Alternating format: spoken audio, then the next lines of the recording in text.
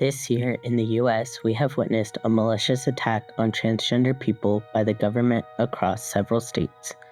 Over 500 anti-LGBTQ pieces of legislation were introduced, and over a fifth of those bills were filed here in the state of Texas. I have been doing nonprofit work since my freshman year of high school. It's hard to believe that over 10 years later, the fight for the liberation of LGBTQ Texans is still not over. In fact, it's only getting harder. Early in 2023, a bill was signed into law banning gender-affirming healthcare for minors in the state of Texas. Fortunately, this bill is being challenged right now in the Texas Supreme Court. However, the effects have already been severely damaging.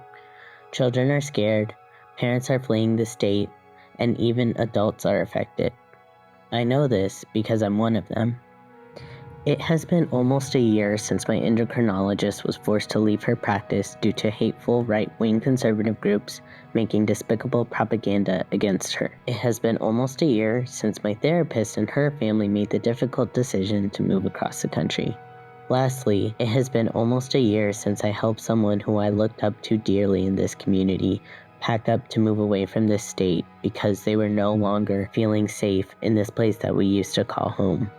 It has been a long year, and every aspect of my health, mental, physical, and emotional, has declined to levels that I have never felt before. I tried to keep going for as long as I could, but I can no longer sustain my life without proper care and help.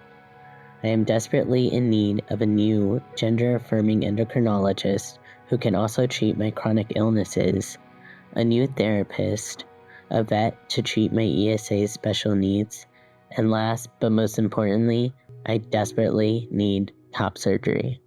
Now, I know that this may sound strange because I've already had top surgery, but when we take a look at the facts, and thankfully one of my good friends was able to help me realize I did not have top surgery initially. What I had was a breast reduction.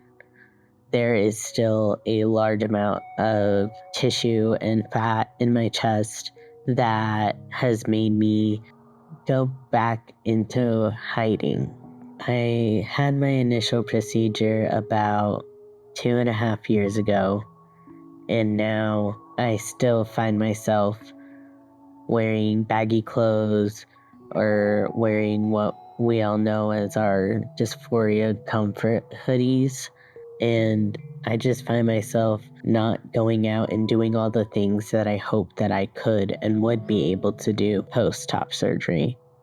Honestly, it's just been a constant cyclical pattern of me asking myself, why did I even get the surgery in the first place? Or what if I had taken actions or more time to recover? It's just a lot of whys and what ifs, but I found that asking these questions isn't going to produce the procedure or the results that I want.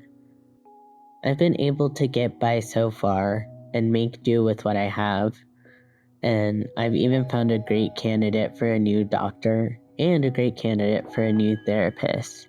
However, my monetary resources are rapidly depleting.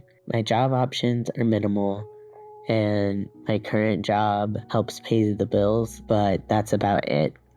This is where you come in.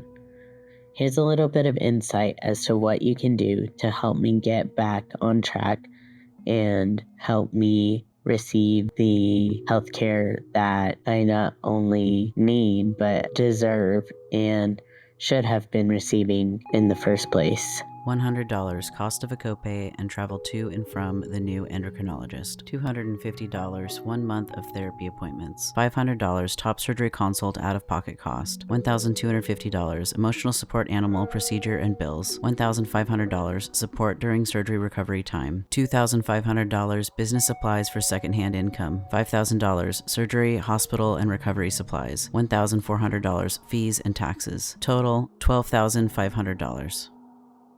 Firstly, I'd like to thank you, the viewers, your viewership, whether it be active and engaging or just having us on in the background while you lurk and work.